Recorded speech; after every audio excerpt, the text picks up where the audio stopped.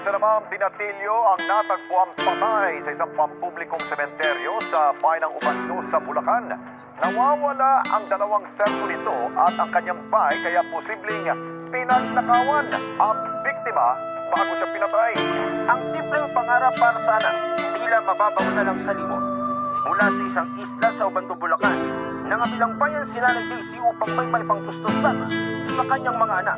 Pero isang malamig na bangkay na pala ang bumuhat sa kanya.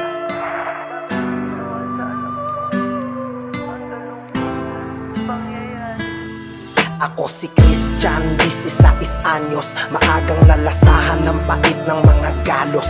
Galos ng lipunan at sistemang di matapos. Animoy natutunan ng mali na iginapos. At para makaraos ang sariling pagkatao, salungat sa mga agos ang mundo kong binabago. Husga ng mga tao sa aking kapaligiran. Pilitin mang masabi ay di maintindihan. Sa nakatagong dahilan sadyang mahirap paunawa. Sa mura kong edad nalilimos ng pangunawa. Sino bang maniniwala at para magtiwala kung ang mismo kong mundo hindi na rin naniniwala? Ngunit di ko alintana ang panganib sa dilim. Sa likod ng mga bakod merong planong matalim. Mga taong nakaitim na nakatago sa dilim, nag-aabang makatikim sa nakapaing malagim. At tila ang pagsimoy ng hangin ay nag-iba. Bigla kong naalala mga payo ni ina. Kahit na mayroong kapat naghahabol ng hininga, ay pinipilit ko pa rin idilat ang mga mata, aking mata. Silang mga anino na nakatago sa dilim. Naanin ako ang mga galit at may hawak na patalim.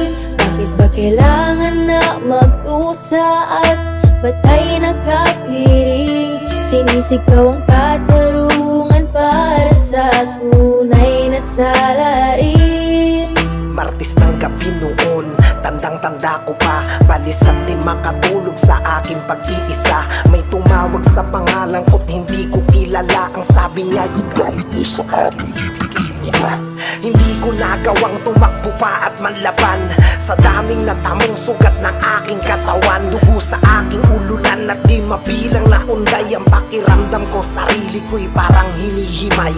Miyerkules ng umaga, sa tabi ng nicho, ako'y wala ng buhay at nagkalat ang dugo ko. Saksi ang isang bato sa tunay na nangyari. Mga parapernalya sa akin daw ang sabi-sabi. Teka, parang may mali sa sinasabi ng iba.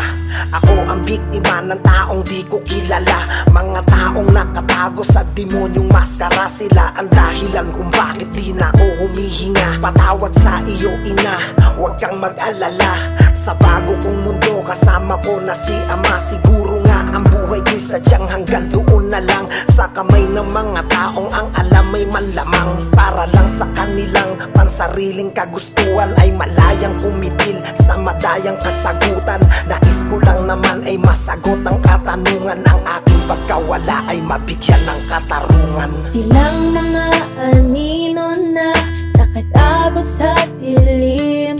Naanin ako ang mga galit at may hawak na patalim.